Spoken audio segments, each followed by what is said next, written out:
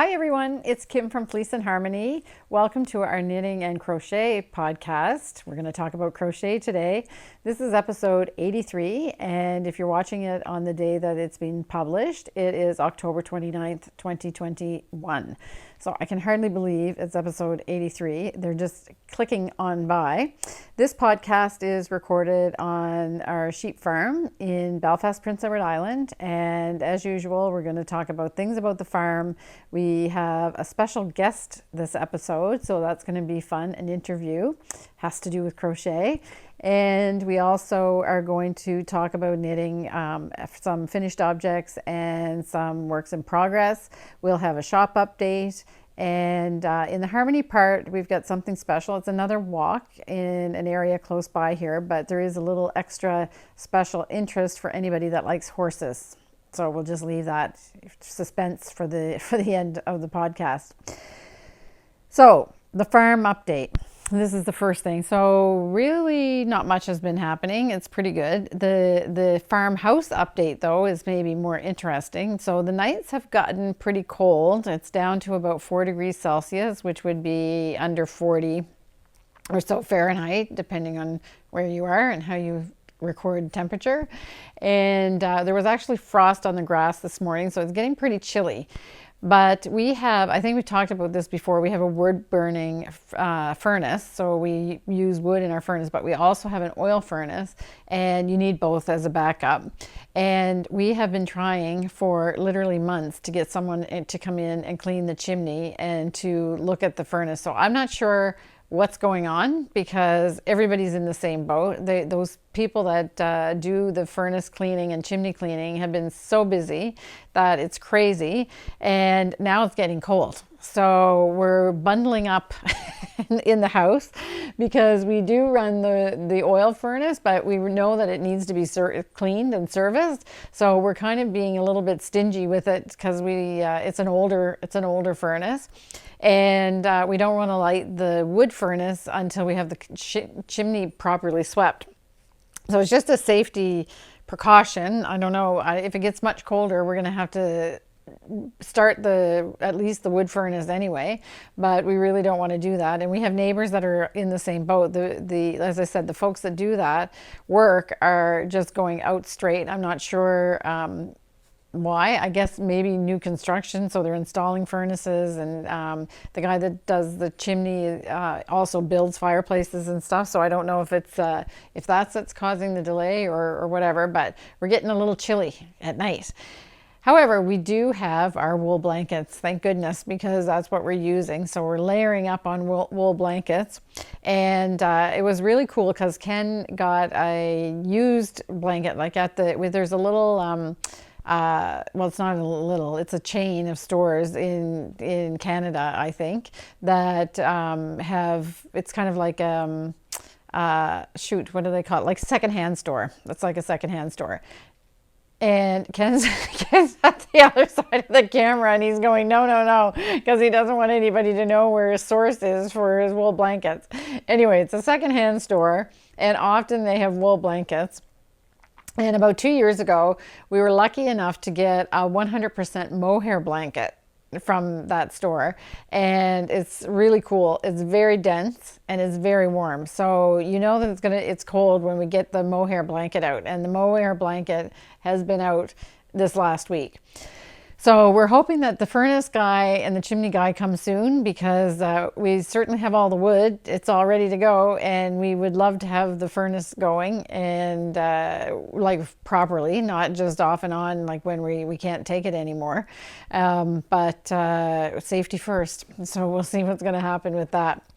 The other big news is that, I don't know, I think we might have talked about the internet before, that we have rural internet. And if you're from the city, you don't know what rural internet is. It's like one step above telephone lines when you used to have it. So the internet in many rural areas in Canada, you can share some stories in the comments if you want, because if you live in a rural area in Canada, you probably have a bad internet story.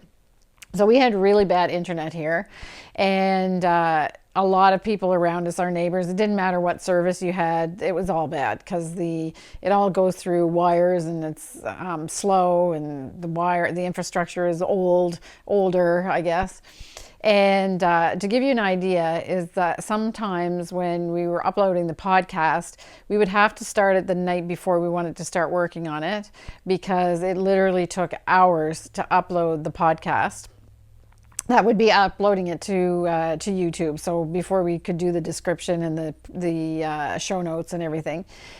And sometimes we would do it at the end of the day. So let's say like 5 or 6 o'clock at night, and we would let it run all night. And in the morning, it still wouldn't be uploaded. So it just was crazy slow and a little bit stressful, I have to say, when you want to put out a podcast at a certain time and you don't know for sure if it's actually going to work, or it's going to time out, or what's going to happen.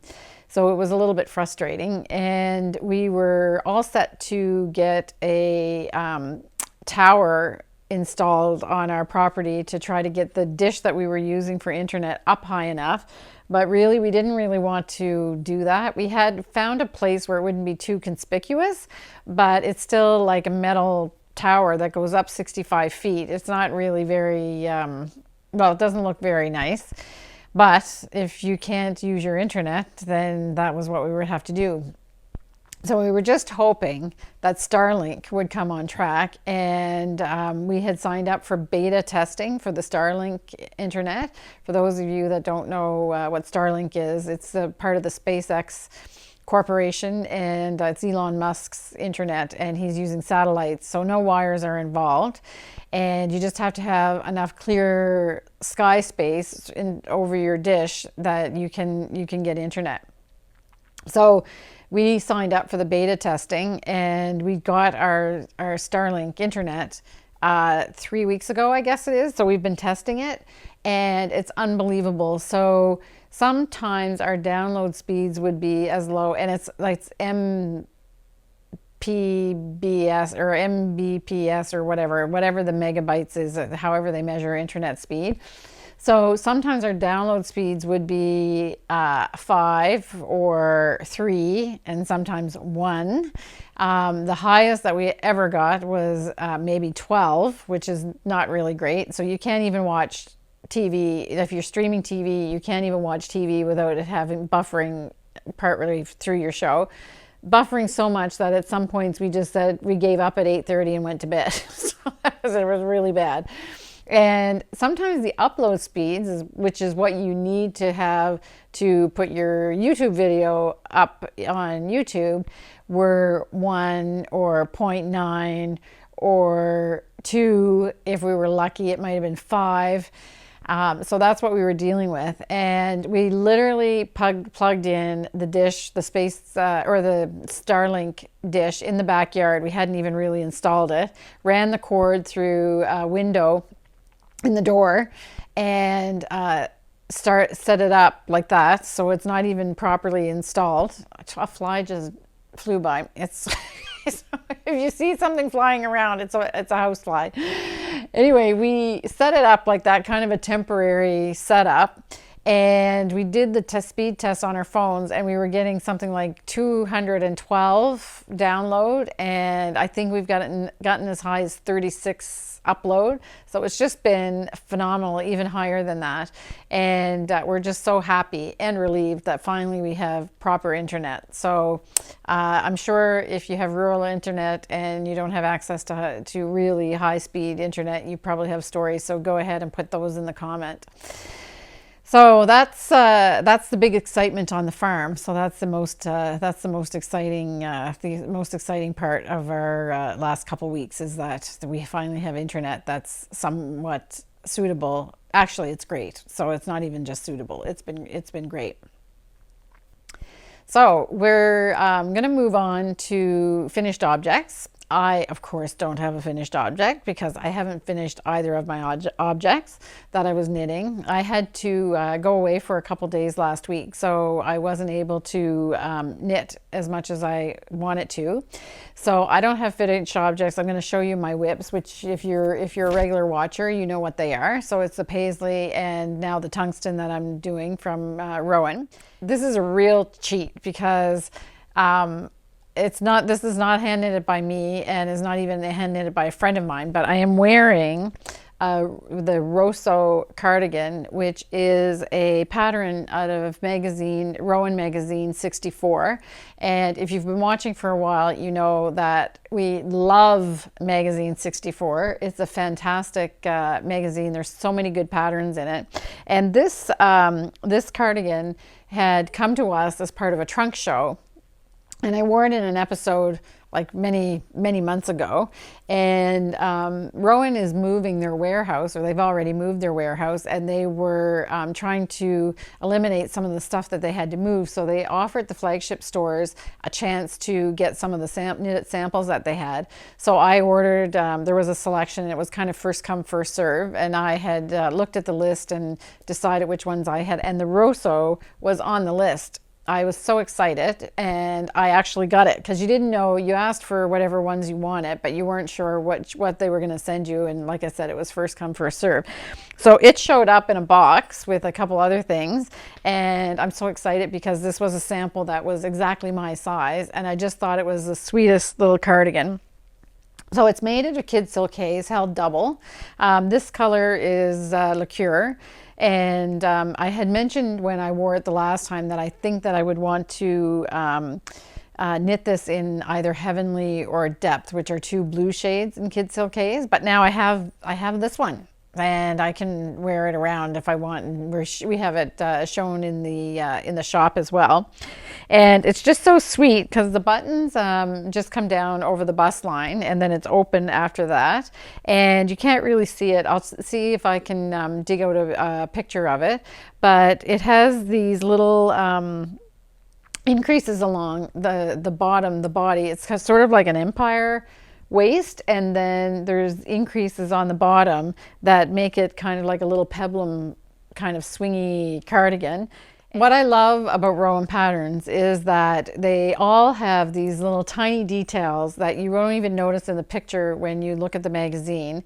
And in fact, I'm going to point some of the features out of this cardigan, and I know you're not going to be able to really see it, but I'm doing it because it's just all these little details that really make a garment look special when you have it, when you have them in your garment. So I'm going to try to show it, but I don't even think if I take a picture you're really going to see it. But all along the sleeve there's this tiny little cable that just kind of gives a little bit of texture all the way the length of the sleeve. There's also little cables, and this is what tightens up the top part of the cardigan. And then you have increases down in the bottom that make it have this little swing to it. So all of these little things are just subtleties that make the cardigan look special.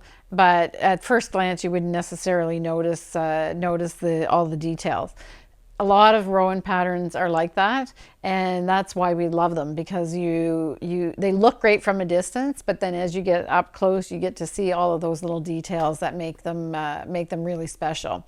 So again, this is the Rosso. It's knit in Kidsilk Haze, held double. So like my Madeline sweater, it's the same thing. The designer of this one is Sarah Hatton, and it's featured in Rowan Magazine 64, which we still have in stock because I ordered a lot of it because it's really a really good magazine. It's got tons of really nice pictures or patterns in it, and this is just one of them.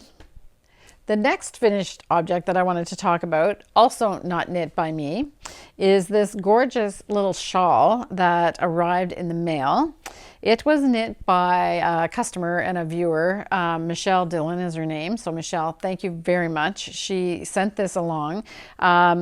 She knit it for the Kate Davies knit along. So it's a Kate Davies pattern. It's called the Observatory, and the pattern is in the West Highland Way book. It's just the sweetest little shawl. It's not something that you're going to curl up in and whatever. It's really more like to go around your neck, and it certainly is big enough that you can put it around your shoulders, but it's really going to kind of give your neck warmth. And I won't put it on because it's going to rough up against the microphone. But in the book, in Kate Davies' book, it is just plain knit out of one color. And what Michelle did was just fantastic. She used some leftovers of yarn that she had, and this is made out of Eldon lace. In the book, Kate Davies uses the Milwaukee tweed, which is a single, and Michelle knit this out of our Eldon lace. So the colors are autumn birch and the amethyst brooch. And it's just so lovely, and it really is a good example of how drapey and how lovely the Eldon lace blocks out.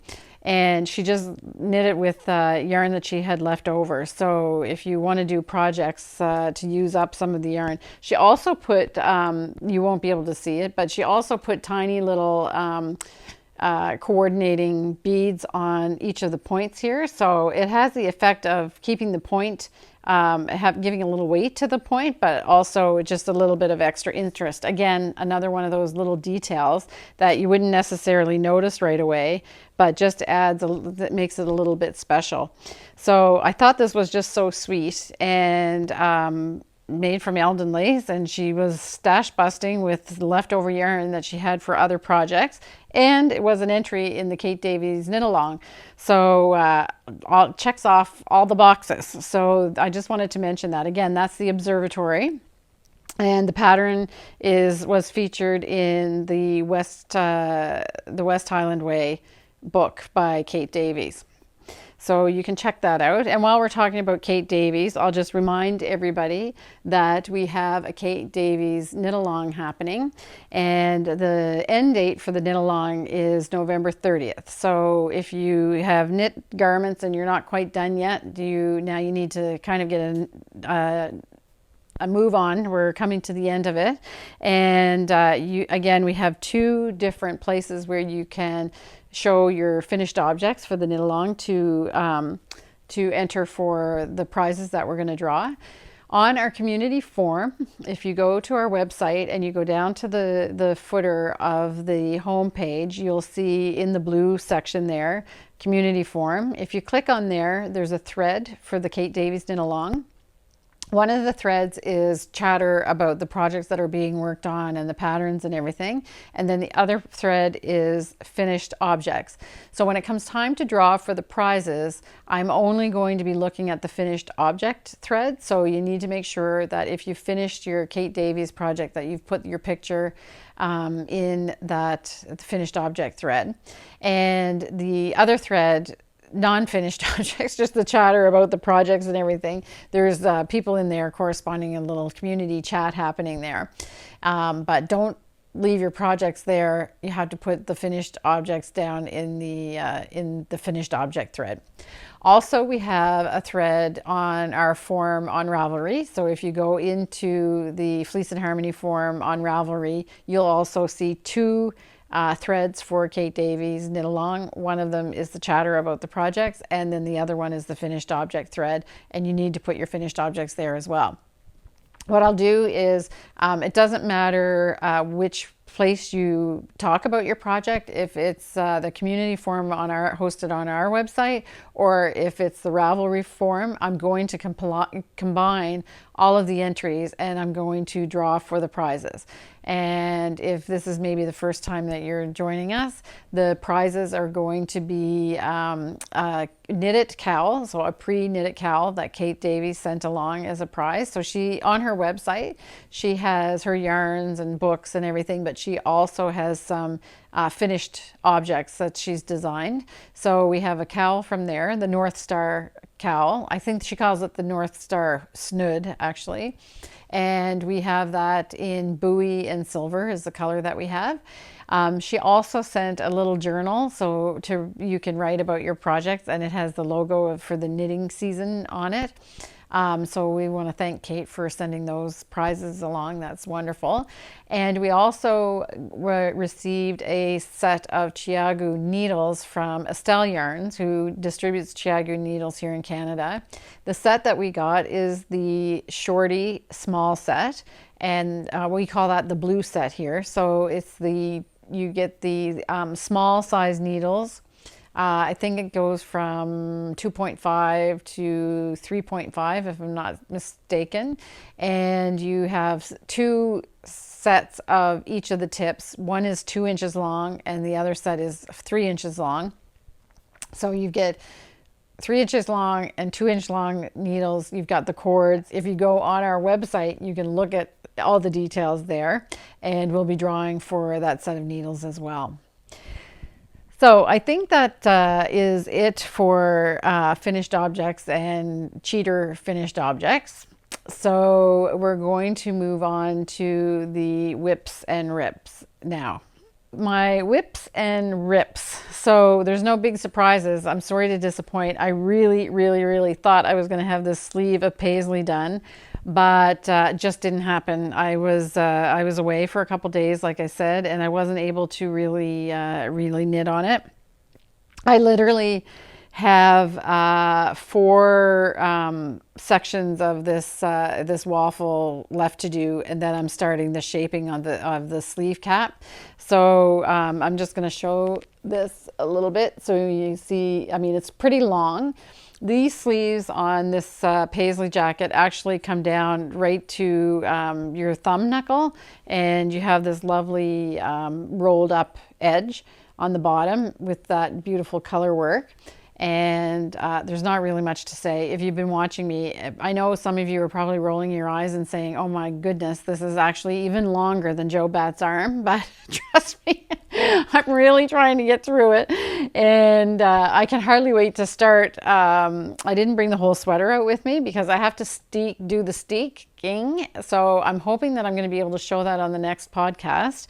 And then you do all like the embroidery. There's embroidery and there's sequins and there's mother of pearl buttons and there's all kinds of exciting things to happen. I just have to get through the sleeve, and that's what I'll be on to for that. So that's the one project. And the second project, I'm actually going to organize myself before I continue. So you'll probably see a jump cut on the edit on the video because it has intarsia, and now I've got a few balls of yarn, so I'm going to get that organized before I talk about it. All right, so I've got my balls of yarn organized, and I have to say I thought this was going to be a pretty easy pattern, and it is easy. It's easy to follow, but these I've got a lot of bobbins here because I'm going to take a picture. I have to take a picture, but you can see how it's developing. So you have these kind of low contrast lines that form the argyle stripes, I guess I'll call them. And at some point you have to actually make a bobbin for each of the lines. So it started off pretty easy because I only had 2, because there's 2 stripes down at the bottom. I'm really hoping you're being able to see this. But when you get up here to where the diamonds are and the lines cross the diamonds, I actually have 4 bobbins going now. So that makes it a little bit complicated. It's not the knitting that's complicated. It's keeping track of the bobbins underneath. And I should get some kind of little, there's all kinds of tricks that you can use. You can get like a little box and thread the yarn through. And I think I might have to do that because it gets a little bit crazy. It takes me 5 minutes to unsort all the balls just to start knitting it at night. But I'm really happy with the way it's turning out. So we have kits for this pattern. It's tungsten from Magazine 70. And I did kits for 3 different color schemes. So the one is called blue, a blue color scheme, and it is made from the dark blue is sea salter. The grayish blue in the kit is scree, which is a light blue. And so of course the diamonds are also sea salter, and the stripes on the blue one is frozen, which is a very soft pink. This is sort of the blue one, but there wasn't enough of the scree for me to do my sweater without taking the kits out of inventory. So I've substituted the scree, which is the light blue, for clay, which is a gray yarn in felted tweed, which has blue flecks in it. And I find that it works just as well.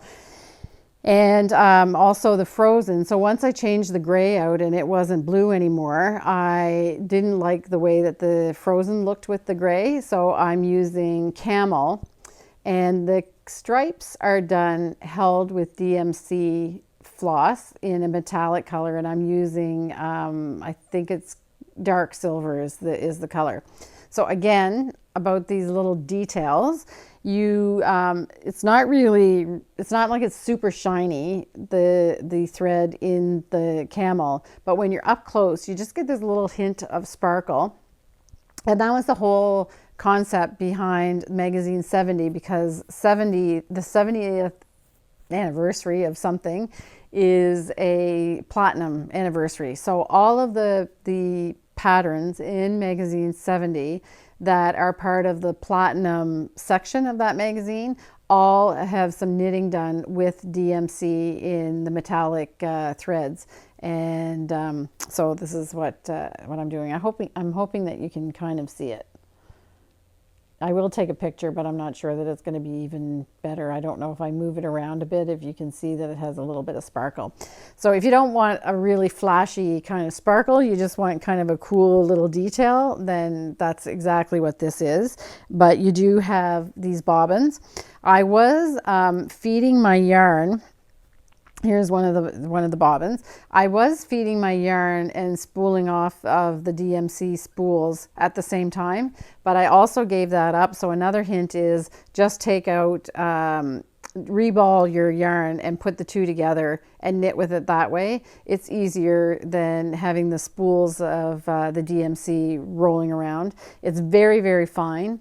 And it doesn't get tangly or anything because it does have like a little metallic-y thing to it, but it's just easier to have, one less spool or two less spools. So you just make these little balls, and it's really not too much of a hardship. It's just that when it goes in your project bag, it would be nice to have them all contained, and there's a way that you do that, and that is just to put them either in a little box, or some of you may have other ideas about how to do it. People also wind these little onto bobbins, like the little cardboard bobbins that you would use for embroidery thread. You can do that as well. I just didn't have any, so I made little balls instead. So this is really turning out lovely. I really like this sweater. I did knit a smaller size because if you look at the pattern in Ravelry, I'm just going to put these down because they're going to roll off onto the floor and then I won't be happy. I did make a smaller size because there is quite a lot of ease in that pattern in the book. I think it's I don't know, it's like 10 or 12 centimeters, I think, but all of the specs are in Ravelry. You just can't buy the pattern from Ravelry. So if you want to know the sizing and the yarn quantities and everything, the kits have the bust size. If you want to order from us, the kits have the bust size that you go by, and the number of balls. So we've picked out the balls for the right size for the bust size, but the actual finished garment is bigger and it has quite a generous positive ease. I didn't want that much ease, so I'm making a smaller size than would be indicated by my bust size. So I'm probably going to have just no ease. So that's probably how it's going to work. And that's what I wanted. So I went down size, as I said. So those are the two whips that I have, and I think that the minute I get to the place with the paisley where I'm just doing the sewing and the embroidery and that kind of thing, I'm going to start another project. So we'll stay tuned for that because I'm not sure what it's going to be yet, but I will start another project the minute I get to that stage. So moving on, I guess now I have a special guest. I'm really excited to be able to present this little interview. If you remember a number of months ago, well, probably not quite a year ago, maybe a year ago, we received in the mail 2 little llamas, one for Jennifer and one for me.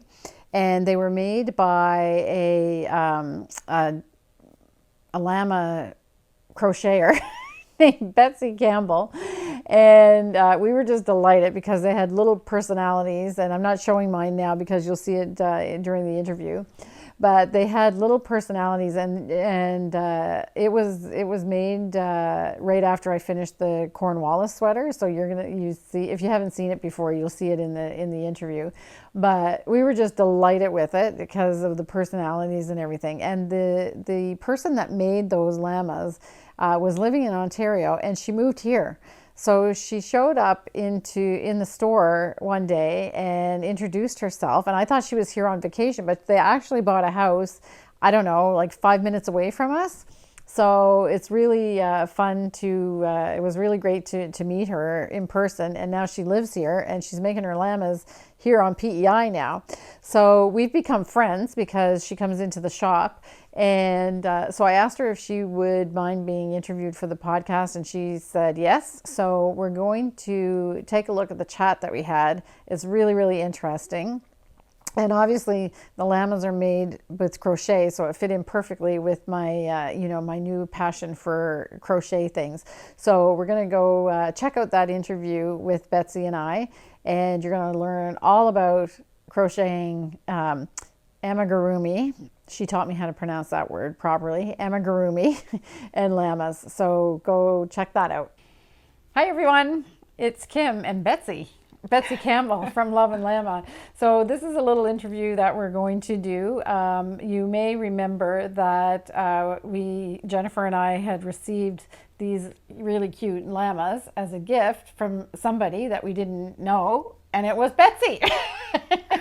So we were just, as you know, if you watched that episode, we were just so intrigued by this wonderful little gift. So, and then next thing we know, Betsy moved to PEI. I did. Yes. That's a whole story on its own. Yeah. So here we are, and we're just going to talk to Betsy about her crochet journey, because as you know, if you're following along with us, then I'm really being intrigued by crochet these days, and immediately, of course, it made sense to have Betsy come and tell us about her crochet journey. Yeah. So welcome, Betsy. Thank you for having me. Oh, it's a pleasure. So I guess we should just start at the beginning about how I thought you must have been crocheting since you were like 6 years old or something, but I guess that's not the case. No, not at all. So crocheting, I started about 10 years ago. Wow. Yeah, 10 years ago. Time flies. Yeah. I do come from a family of crafters. Oh, okay. So my sister, my mom, my aunts are quilters, embroidery, all of that sort of fiber arts that I've been doing since I was quite young. But I was a busy child. So my sister wanted me to, but I just didn't have time. Okay. But when I was 30, we started doing foster care for infants. And so you spend a lot of time sitting and cuddling and holding and feeding and just comforting these itty bitty babies. And a lot of them didn't really want to be put down. Oh, okay. So I'm not someone who likes to just sit, because sometimes once they've fallen asleep, they're happy where they are, but you don't want to put them down. So I needed something to do with my hands. So I took up crochet, started on a dishcloth, because that's a good place to start. As you do. It's feasible. Yeah, it's easy to do. And my husband and I took a trip to New York on the train from Ontario at that time. And so we spent about 8 hours, and I just knitted the dishcloth, got it wrong, ripped it out, or knitted. No, I didn't knit. I crocheted. And ripped it out anyway, and got started with these dishcloths. But because my sister was an avid dishcloth maker, as well as lots of other beautiful items, I wanted to do something different. Okay. So I ran across what they call amigurumi. Yes, which I can never pronounce. Well, there's a fun little Instagram thing recently that was having everyone say, how do you say it? Amigurumi? I believe it is traditionally it's a Japanese craft is where it begins. So I say amigurumi. Okay, so that's what I say now too, because you taught me how to say it. Oh no! Amigurumi. Then we're both wrong. Yeah. We'll be wrong together. Yeah. So I started with doing these little critters, not with the llamas so much. I have a couple things here I can share. So I started by, first of all, just learning how to do 3D shape. Because that, of course, comes in pretty importantly. So once you figure out kind of how to do the circular spiral and build almost like a tube shape, then you can go with that, you can create a tube that just goes straight, or you can do that grows and then comes back in, just using good old increases and decreases. Okay. Yeah, just like knitting has, crochet also has its increases and decreases. So that was kind of the beginning part of it. So I tried a few simple shapes. I don't have them anymore. I've given them away as gifts, but I had some bunnies, I think a monkey, a little bear, but they were just very like stiff, straight-legged, kind of floppy sometimes items. Yeah. And then I found this one here. This is so cute. Is called Happy Potamus, and the pattern is by Heidi Bear, or Heidi Bears, I'm not sure. If you look up Happy Potamus, you'll find it. She's got some really cute ones she's added. Bulldogs, birds, turtles. They're really neat. Cool. But the fascinating part of this is it just takes the granny square. She does an African flower granny square, and they're all just sewn together or crocheted together. Right. I never actually got to the point where I could crochet the pieces together. Okay. But an avid crocheter probably knows how to do that if they've made an afghan of any kind. Yeah. So that was kind of and she's got a little flower. Well, that was again, so that we'll talk about how that happens with me. The flower is not part of the pattern. Right. That's sort of what I do. I take a pattern and then I adapt it. There's almost no pattern that stays exactly the same as what it's written, because once you know a few of those little tricks, you can adapt it along the way.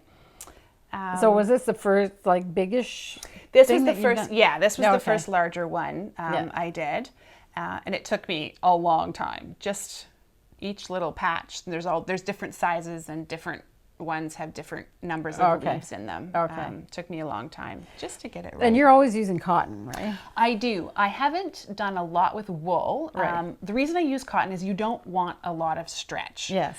Because you want to be able to stuff these, and I've learned along the way, quite firm. Yes. Otherwise, because I don't make them so much as stuffed animals for kids to cuddle. I go more for almost like sculpture is what I'm kind of after. Okay. More for like, because they do have like the little eyes and everything. So, they do, which they're called safety eyes. They are theoretically safe for 3 and up, I think is what they put on them. They have an anchor on the back of them to hold them. But I've spent a lot of time with babies and toddlers, and I know what they can do.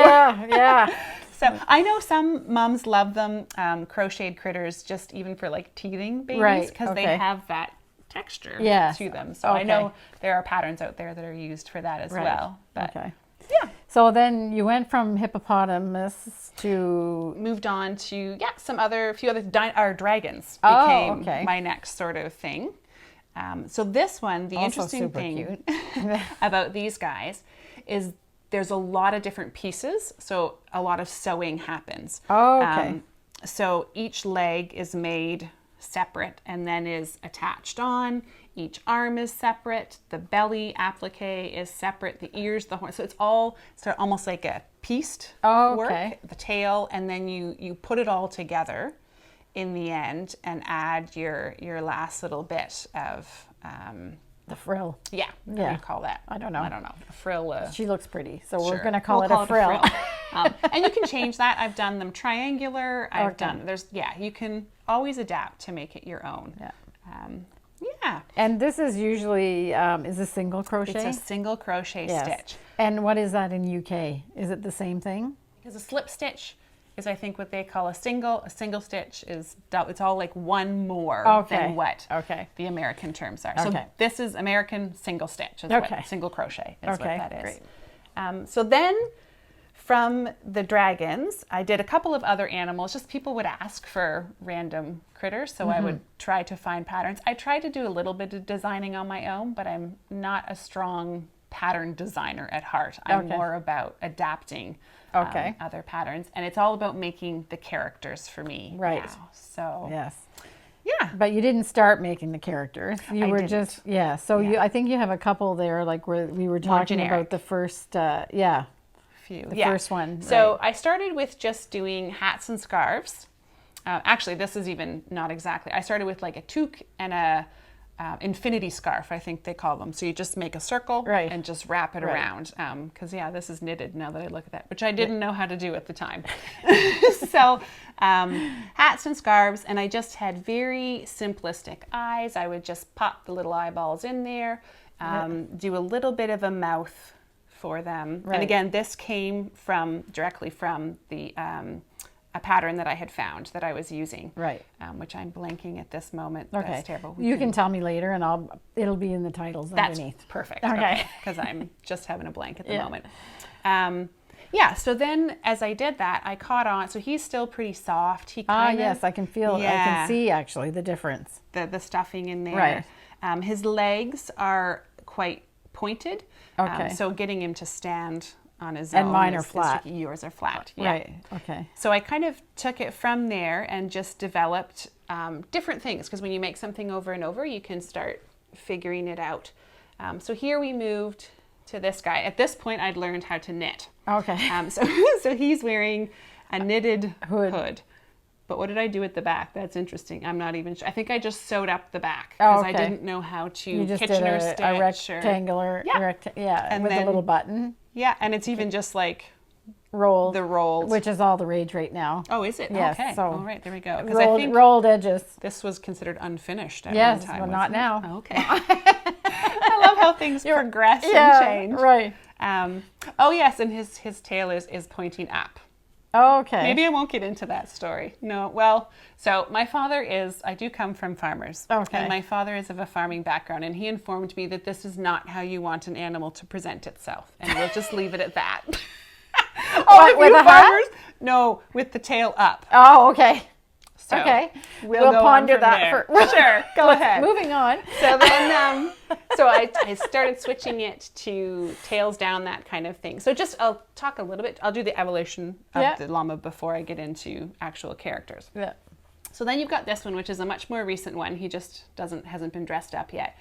So much firmer to the touch. The flat on the bottom, so he can stand really well on his own. Yeah. I pulled in the top here. So you make it by making the four legs separately. Okay. Then you attach the four legs, then the rest is knit up to the top, and then you add crochet. Oh my goodness. You told me that you learned to crochet in January. Or knit. Or I learned to knit. Okay, neither one of us know what we're talking about. Okay. All good. So crochet up to the top and then add the ears, the tail, and the nose. So the legs are all crocheted in one piece? They're separately. So each leg is crocheted, and then you use, it isn't all single crochet. Oh. You use a double crochet and even a triple, I think, in here to create a bit of a belly. Like a going web. on in there. Yeah. Okay. So then it brings those four legs together with just a strip in the middle for a belly, and then from there you can work up. Oh, okay. And then I actually end up closing off the back and then carrying on. Oh, okay.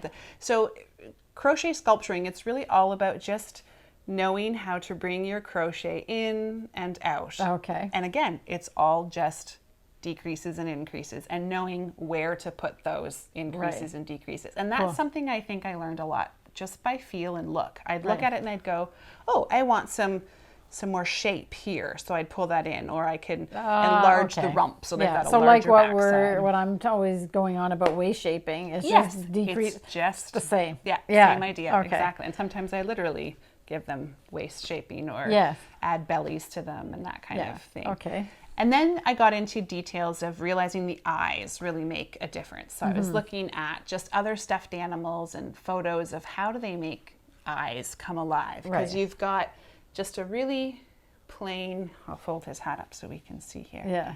So you can just have like a really plain straight eye, or you can just add some additional stitches and you've suddenly got eyelids and just a black strip of yarn across there, maybe some white around the bottom. Yeah. It really changes the expression. It's amazing, isn't it? Yeah, adds the character. And then I think I've even done things like eyelashes. I don't know if you can see her. She's a bit looking up in the air. She's looking for her tennis ball. So there's the eyelashes. Oh, because she's got her tennis visor on. Yes, she's got her tennis hilarious. visor. And sneakers. And sneakers. And I can talk about kind of where those came from as well. So this one here is a pattern by a lady, Joe Handmade Designs. Did this one. This is Elias and Jin, I believe it's called. It was quite popular. She did it for like a monthly crochet along and had people join her and do a bunch. So he's got his little jacket, his little bird friend on there. Can take it off, and then you've got the scarf on. Anyway, I used the shoe pattern from this one here. And I have to say, he's even got a little tail on the downward pointing. She knows her details. If you're gonna look, you want to do like amigurumi and get a lot of curving. She builds her structure right in. She does a beautiful job. So this is a lot tighter too, isn't it? Is it a finer yarn? Yes. So this would be I think would be considered like a worsted weight yarn. Okay. And this would be considered a DK or almost a little heavier than a sock. Okay. But getting into, but still cotton, sticking with the 100% cotton, because again, you don't want that stretch. Right. Cool. And she's very expressive. Yes. And like she's got great details that she puts in there, noses and lips, and I really like her designs. I need to do more by her. So then from there, I decided good old COVID-19 rolled around, so we're all stuck at home watching TV. So I got into watching podcasts. Right. It started with Fruity Knitting. Right. Andrea of Fruity Knitting was sort of the first one, and I would say she was a lot of the inspiration behind my learning to knit. And she's very educational with her programming as well. Yeah. So I just decided, I can't remember what made me decide to do it, but I thought, it would be fun to make an Andrea llama. So I just kind of draw from those characteristics. Right. Again, I'm watching on a podcast. I don't really know the people, but her red hair, her beautiful auburn hair that she has is obviously something that stands out about her to me. Right. And she was at the time making a Marie Wallin sweater. Right. If any of you watch her podcast, I'm sure you know it. And it has these colors in it, and maybe even a floral motif on it somewhere. Most of them do. I don't know which one it was. Maybe Lovage or one of those ones that she was. Which it was. So and she loves green. So yes, and green is her color. So with watching these podcasters, you can learn a bit about them, their likes and dislikes based on what they're making and just what they share about themselves. Mm-hmm. So this one here was Andrea. So then mine arrived. So I decided to do Kim and Jennifer and send it off in the mail. Right. I asked if it was a coincidence that the colors were while I was doing my Cornwallis sweater, but it wasn't. It wasn't. No. So this one is an homage to your, what's the name of the? Joe Bat's arm. The Joe Bat's arm, because it's all cabled. Yes. So this is actually I basically learned to cable to make that. Oh, okay. So this is knit. Yeah, that is knit. Yeah. That's so I'm just going to pull this up. You probably won't be able to see it, but the collar is, it's all cabled. Yeah. And so then it came, and, Jennifer and I had a big laugh about the fact that hers was all like with her hair like this. It looked like a unicorn. And mine looked a little bit buttoned down and straight. I don't know. Which made it even more hilarious. But it's I mean, you do take those clues, I guess, from the whatever you see on the So anyway, and it's everybody that saw us when we opened it up, we showed it on the podcast. We just loved it. Yeah. So of course, when you're talking to your favorite podcasters. I've got Andrea of Fruity Knitting. Don't say who it is yet. I've got Kim and Jennifer of Fleece and Harmony. Okay, and we're going to show these two. I'll hold one. To do. So you have to guess. We'll have to guess who these two guys are. Arna and Carlos. Arna and Carlos. Yeah. And I'm just absolutely mesmerized by the glasses. So I obviously have Arna with the curly hair. And Carlos with his perfectly coiffed swoop that he has. I love them so much. They're the funniest, sweetest gentlemen. I think they would be great fun to know. Yeah, and the little tiny sweaters. I think so. Throughout their Christmas segment, I think last year, Arna wore a solid green cardigan for most of it, I think. Oh, okay. Or leading up to it, maybe. Okay. And then I think at Christmas they had their uniform that they said. And Carlos had a striped Oh, okay. Very Nordic looking sweater on for most of it. So that's kind of So, and where do you get glasses for llamas? You search the internet, and during COVID, you search hard and long because everybody's sitting at home coming up with ideas. I think they're doll, specifically for 18-inch American dolls. All of you who know the American doll. Yeah. Okay. All right. Cool. But it's really amazing how you can tell right away who it is just by the few little details that you pick out. Like something, it just triggers your recognition, I guess, just by a couple little details. Because basically the shape of it, they're all almost. Yeah, it's almost all the base. Same pattern, and I can just like enlarge little bits, but for the most part I don't. It mostly comes down to the accessories that I put on them. Yeah, cool. Or the hair, or the Oh, there's one here I didn't show. He's quite unique because he's got his big beard on him. Yeah. So adding hair, well, Jennifer's ended up having long flowy hair, but you stitch those in one piece of yarn at a time. Oh, really? Oh, wow. So it takes a bit of time, but I just love it. For me, so he's a Viking, obviously. Yeah. He's got his horns here. Oh, yes. And his beard, his red beard and braids. Cool. That one I think came out of last year. There was a lot of Viking shows on TV. Right. So why not? Yeah. And that's exactly how it happens. I run across something and it inspires the idea to turn it into a llama, and you get a llama from it. Right. Yeah. So you did try to do some, because you were asking me about wool, but you were really not recommending it. Well, I haven't actually tried wool. It was the Rowan DK cotton, which is a beautiful yarn. But what I discovered is it's got all of the characteristics you don't want to have for doing this. So I prefer a coarser, thicker, it's too soft and drapey. Yarn. It's too soft and drapey. It makes a beautiful garment, but not a nice, sturdy body for a llama. Yeah. So the good news is that some of the more economical yarns, if you want to do this, then they're actually better. They really are for this. So should I go ahead and say some names? Yeah, I use Bernat. Go ahead. Yeah. The dishcloth. Really, it's the dishcloth stuff that I like. Yeah. Because I make them a little larger. Traditional amigurumi, you can go online, and there are actual amigurumi yarns, which are a finer yarn. But for what I do, I like this stiffer. It's hard on my hands. I have to admit that. I get pretty tight and sometimes dry because it just strips the oils right out of you. Yeah. But when you love something, you sacrifice for it. We all do, yes. And what about, so we talked about a little bit about, like, you can give these to children and you're using the safety eyes and everything. So can you wash them? You can, but the moment you do, I don't know if it's sizing or something that they put in that cotton, but it softens up, which is maybe what yarn and most things you want to do, right? When you wash it, you want it to become a softer garment. So it will soften, it will lose a little bit of its shape. Okay. It will, if it's for a toy, it will become a toy. Like any toy, it will look well loved in time. Okay. If you want it to maintain its structure and its ability to stand, you probably shouldn't throw it in a washing machine. Okay. Yeah. All right. Great. So now what's next? I don't know. So you can explore this forever.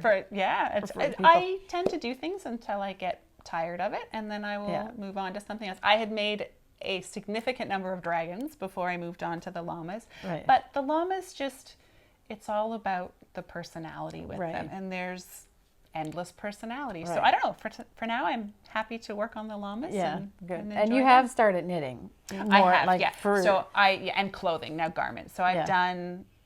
I started, the first sweater I did was inspired by your Kidsilk that you did. Oh, okay. The paisley. So I did her. It's sunrise in or sunset in. Statisol. You go ahead and say it. Yeah, that's.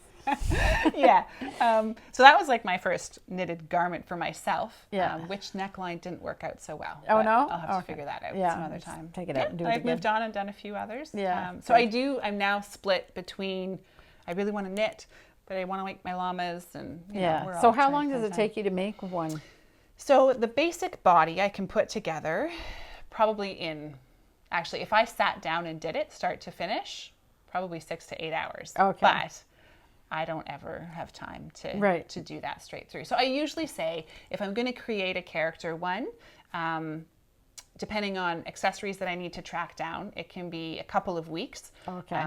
If I have everything right there, I can put it together start to finish in a week. Okay. But there are definitely times that I finish the body, and then that sort of basic body sits around for a while. Right. And then becomes, I often set them on a shelf, and they sit and watch me do life, and I look at them once in a while, and then I get inspired to, this one could become this. Okay. So I try to have a few sort of base bodies sitting around. Okay.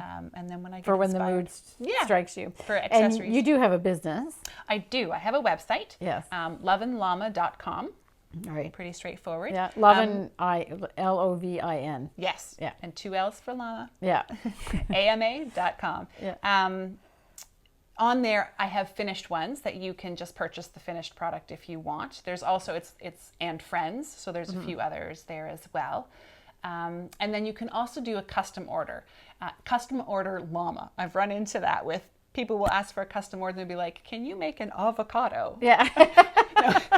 My intention was a custom order llama. So for that, you could, I would prefer to converse with email for that. And then we can pick out colors. You can either send a photo of yourself or someone that you're looking to gift it to, and we can kind of work with, I need to know a little bit about the character in order to create a character. Yeah.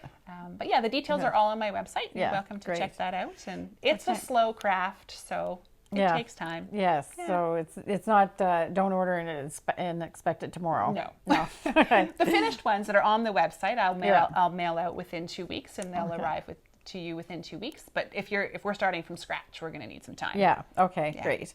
And I think that what's so great about this is that you really started with, I mean, the dishcloth for knitters and crocheters is the simplest thing really you start, and then you've come like that. And I actually thought that you had been doing it for years, but not. It's funny. Some things in life you just pick up and you go, this is my thing. Yeah. So I think you had mentioned to me that you actually started the llamas with the personalities and everything just since the pandemic started. Basically. Yeah. And I mean, but I can see why. It's because you have a good attention to detail. Thank you. Yeah, and just picking out the things that make make the person stand out in them. Bring it alive. Yeah. So I think we've covered everything. Is there anything else that you want to? No ideas. You're still going to do llamas for a while. Yeah, I think so. Until you don't anymore. Yeah, pretty much. Until I find something else. That's about all I can tell you.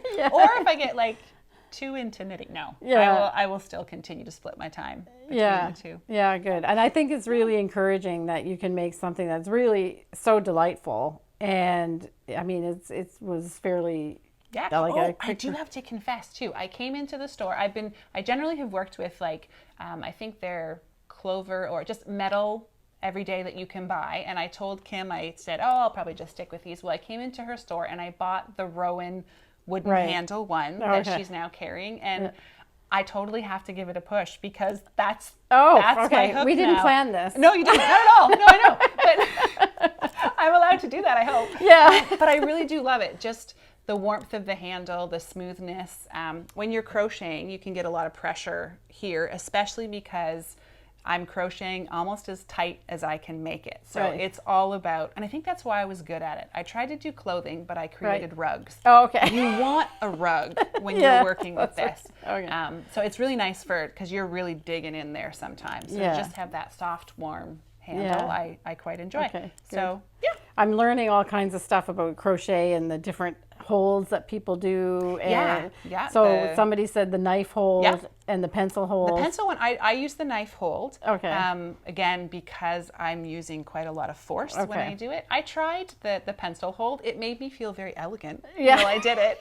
But when you're digging into this heavy duty cotton, it's not a delicate kind of situation. So we may as well do a Rowan review on this since you brought it up. So do you think that they're better for if you're doing the knife hold or the pencil hold, or does it matter? I was working with both and trying. I don't think it matters. Oh, okay. What matters is the level of tension you're working at on what you're working on. Right. So if you're working on a more lacy garment or a lacy piece, I think I'm right in saying you'll hold a little looser because you need everything to relax. Yeah. Right? Oops. Okay. But if you're making something that you want tight tension, then you want to grip it. So you're gripping it with a steak. I'm gripping it pretty. Okay. Yeah. Somebody said the steak knife hold, but I think knife hold. Yeah, really getting in there. Yeah. Okay. Sometimes I do. Great. Okay. So, yeah. So I guess that's it. I'm really happy that we get a chance to do this. Yeah, me too. So thanks for coming. Thank you for having me. And I love my llama. So she sits proudly right in my living room on my table. Nice. So, all right. So thanks, Betsy, and we'll get back to the regular viewing. Bye. Welcome back. We had a lot of fun doing that interview, and we had a few laughs, so it was fun, and I thought it was pretty amazing that she only started doing the llamas since COVID started. I thought for sure she must have been doing it forever, but no. So that was super interesting. So thank you very much, Betsy, for sitting and chatting with me for that. Like I said, we had a lot of fun doing that.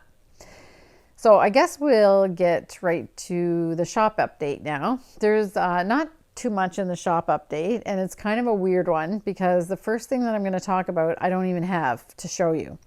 So if anybody is not familiar with the Knitting Barber by now, it's kind of like she's taken the knitting world by storm. Jojo is the Knitting Barber. She's a barber that lives in Finland, and she came up with this ingenious item called the TKB cords, and they're silicone cords. If you're not aware of what they are, they're silicone cords that are hollow, and you put them over the tips of your needle. So they slide.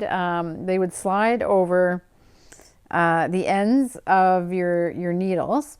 And if you're doing top-down sweaters and you want to try things on, then you would slip them over the needles like this, and you'd have this cord in between the two needles, and then you can move all your stitches around, and it gives you the chance to try on without having to extend your cables and all of that kind of stuff. So they come in a little tin. I'll show pictures of them because we already had our first order and sold out literally in less than 24 hours. So I'm just waiting for the second order to come. The newsletter people have already had a chance to order from the second batch, and I'm going to have enough left over to be able to offer it here on in the shop as a regular item. So you can now order them. They left Finland today. This is on Tuesday, October 26th. So they left Finland today, and they won't arrive probably for about 6 or 7 days. So it'll be getting into November before they'll actually ship if you order them now. But you can go ahead to our website and check those out. They're really amazing.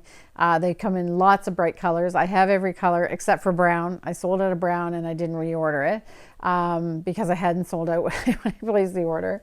But there's lots of really cheerful colors. So you can check out the website for the Knitting Barber cords. And again, I mentioned the newsletter because now the newsletter people have had 2 chances to order them. So if you subscribe to our newsletter, almost every issue of the newsletter, I offer something to the newsletter subscribers that they have a first shot of ordering. And sometimes things run out just from the newsletter. Sometimes I have things left for to be able to show on the podcast, but the newsletter people get their first chance with a special link to buy some of those items. So you can check out our newsletter. If you want to subscribe, again, you just go to the website, and in the bottom part of the website, in the blue bar that's at the bottom, you'll see a place to insert your email and subscribe. You can do that. Some people think that if you have an account with us on our website that you're automatically subscribed to the newsletter, but that's not the case. So the newsletter goes out. You have to actually click that you want to be subscribed. It says in when you create your account that you would accept marketing I don't think it says email, but it says marketing information. You have to have that clicked. So the newsletter goes out every Friday afternoon. And if you're not getting the newsletter, then you're not, and you have an account and you think that you should be getting the newsletter, then it's probably because you haven't checked the box that you will allow marketing. So you can go into your account and then check that box if you like. So, so yes, the TKB cords, we're getting a lot of them in. We have all of the pre-orders that the newsletter people have ordered. We've got those are put aside for them, and we do have enough left over that I can open it up now to everybody, to our viewers as well. And I'll have some in the shop in person, probably in about 10 days from now. So that's a big thing. The next thing is, there were some very observant people watching the podcast the last time, and they noticed that behind me I have crochet hooks.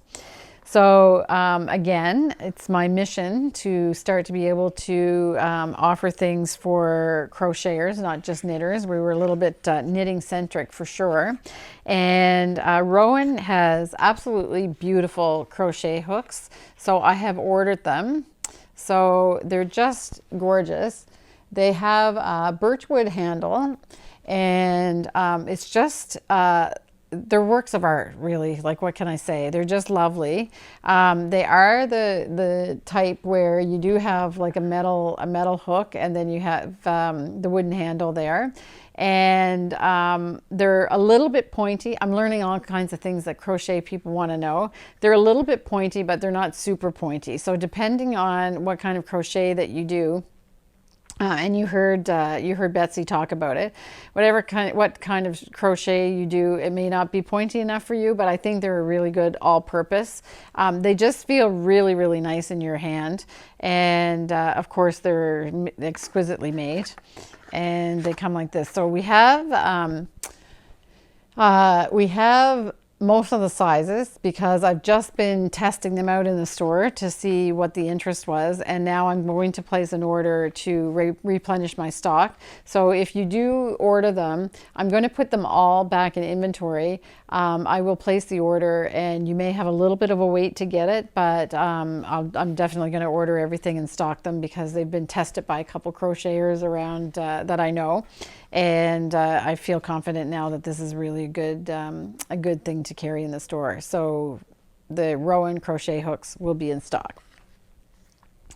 The next thing I wanted to talk about in the shop update is we still have we featured in the last podcast, I showed you the beautiful Sandy Shores poncho that was designed by Susan Clouston.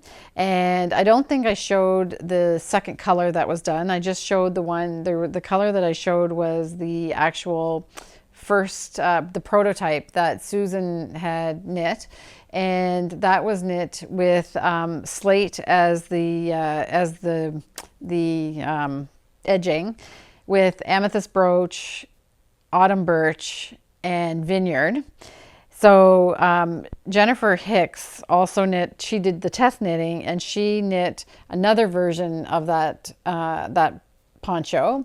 And this one is slate for the border, and November sky, and Mayflower, and pearl is the other color.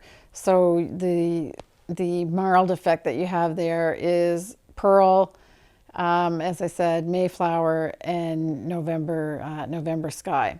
So this has been a big hit so far. You can choose whatever colors you want. You need 2 of the color. It's made in Eldon lace. I don't think I said that yet. It's made in Eldon lace, held double, and it takes 5 skeins of Eldon lace to make the project.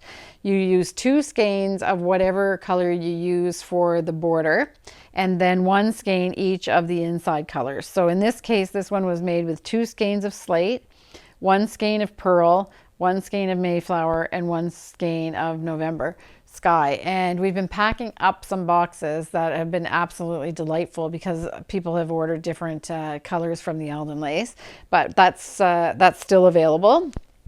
you get the pattern separately. It comes as a PDF. So sorry, when you order the pattern, we send you the PDF of the pattern, and then you'll get the yarn that will ship out to you. I also wanted to talk about the moose cap kit, because already people are coming in already. Well, it's actually getting pretty tight to knit projects for Christmas. The time has certainly flown. So I just want to show this version of the moose cap kit, or hat. This is a hat out of the Saltwater Classics book. So again, this book, all three of the saltwater books are excellent, but the classics has like a good variety of things like socks and hats and mitts. So it's not just mittens. So that classics book is like this, and the moose cap kit was here. The last time I showed this, the colors were slightly different because we used Marl Defect on the top, but these are the colors that the kit comes in. You have slate. And this is pine cone. The brown is pine cone and natural. And we have the little kits that you can order on our website to make this moose cap hat. I know a lot of people are buying them right now because they're making them for Christmas gifts. So we have those available in the shop. And the other thing that we're getting a lot of people coming in to ask about is sweaters for men. So I think a lot of men are going to get hand knit sweaters. So I wanted to show the Rowan Union book again. So this is a book that we got last summer. I think we got it in the spring. But it's a book that has all men's patterns on it. If you want to see all of the patterns, I'm going to dig out the slideshow and insert it here. And so you'll be able to see all the patterns, but you can also go on Rowan always puts their patterns on Ravelry. So if you go into Ravelry and you search for this book, you'll be able to see all the patterns that are in it. And the whole book is men's patterns, and there's a really good variety of finer sweaters and thicker sweaters. There's a couple cabled sweaters there, and some things that are more, kind of fun. There's Bark, has a little dog on it. You'll see it in the slideshow.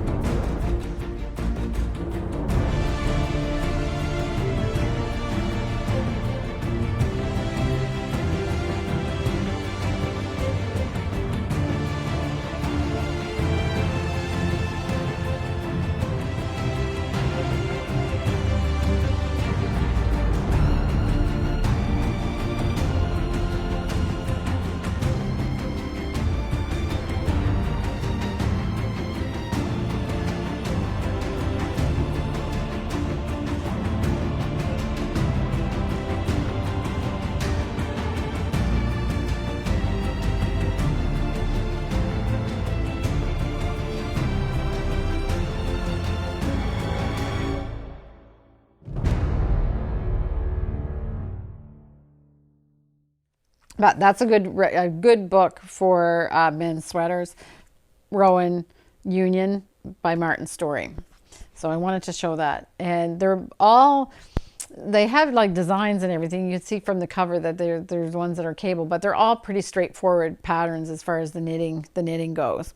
And the last thing that I wanted to show for the shop update is that we have both of Marie Wallin's crochet books in as well. So we have Winter Crochet we received, and we have Filigree.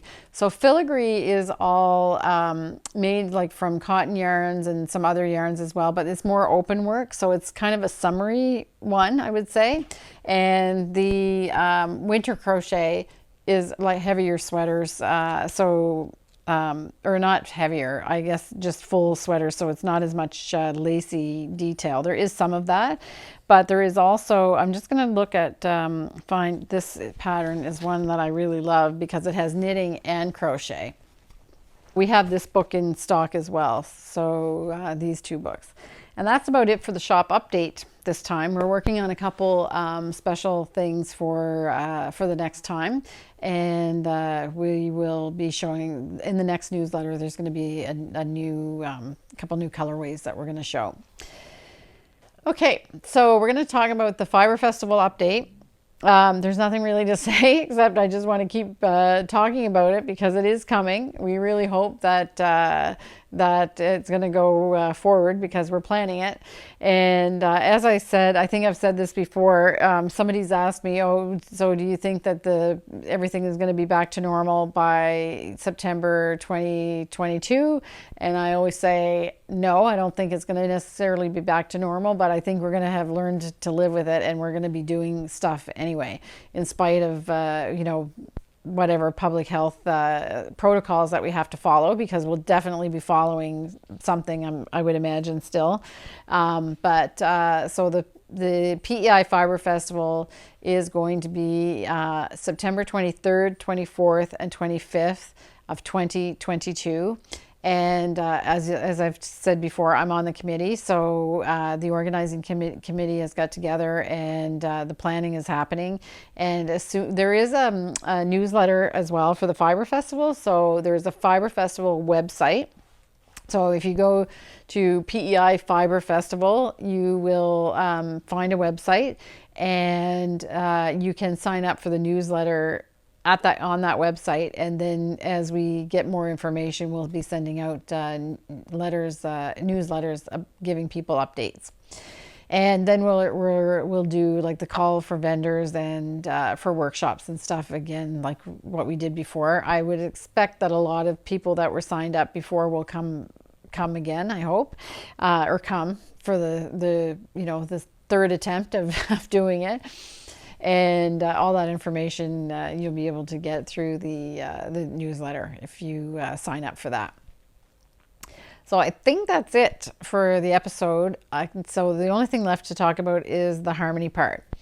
And sometimes, as you know, I don't even know what it's going to be because I have a couple choices, but this time I do know what it's going to be. And it's another walk that Ken and I took. The walk that we took was in Orwell Corner, which is literally, 7 minutes away from where the sheep farm is, where we live.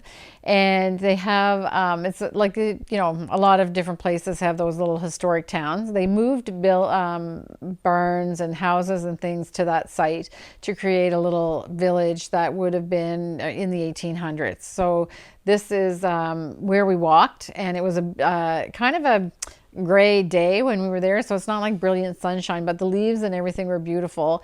And of course you have all of these little roads that are unpaved, so it makes beautiful walking trails. And they actually have farm animals in Orwell Corner, and they keep them there all winter, and the people are looking after them during the winter. So you're going to see some farm animals that are there. And there is one type of animal that you're going to see which is particularly interesting, and there's 3 horses in part of the part of the walk that we go to. And those 3 horses are Canadian horses. So that doesn't mean that they live in Canada. That's the breed. So they're actually called Canadian. And in French, it's called Le Cheval Canadien. And because they were actually, there's a French connection to them. So these are a special breed of horses called the Canadian breed. And they were come from a line of horses that were imported here to Canada by Louis XIV in the 1600s. And they were, he made a couple shipments of horses from his stables in France to the new world, and these horses are descendant from those horses that Louis XIV sent. So they've had kind of a long history. There's different types. There were 3 different types of them. So there's kind of a draft type. They're quite heavy set, and they're very hardy. Because they had to be, pretty easy to keep if you were coming here. I mean, there wasn't a lot of land cleared and everything in the 1600s. So they had to be pretty durable and resilient. So there's a more heavy set type of the breed. So it's all the Canadian breed, but there's different types. So the heavy set is looks more like a draft horse, but they're not as big as a Clydesdale, let's say. So they're just kind of heavy set. They had a trotting type as well, which was a little bit fancier, and then they had like a pacing type as well. So there's the 3 types. Now, if you can write in the comments if I'm getting any of this wrong, because I'm not really an expert on them, but I just find they're a really, really interesting breed. They were really popular in Canada. There was like a large population of those horses here, and they were being exported to the US as well, because they were really, like, in the horse world you would say, easy keepers. So they were really hardy and easy to keep, stayed healthy. So a lot of them were exported to the US, and they were used during the American Civil War for pulling wagons and artillery and transport and so forth. And a lot of them were killed in the war. And then their genetics kind of got a little bit mixed up because they were bred with other breeds in the US. So in Canada, after that, they were afraid that they were going to lose the purebred Canadian lines. So they kind of closed the stud book, I guess is what it's a closed book, I think is what you call it. I'm not really an expert, but they tried to make sure that they preserved the purebred genetics of these horses. And the population dropped again during the Second World War and the First World War.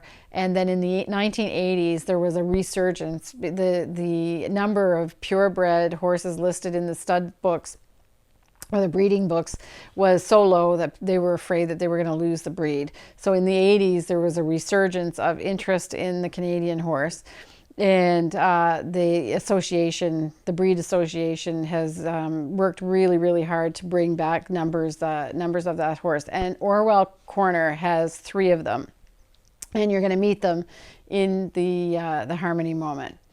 So that's it for me, all my talking. I will say goodbye, and you can watch the Harmony moment after I say goodbye, and remind you to subscribe if you like the video. If you enjoyed the podcast, then give me a thumbs up and set your notification so that you'll be notified whenever we release another video. And with that, we'll send you off on the Harmony moment, and you'll get to meet those 3 Canadian horses in that segment of the video.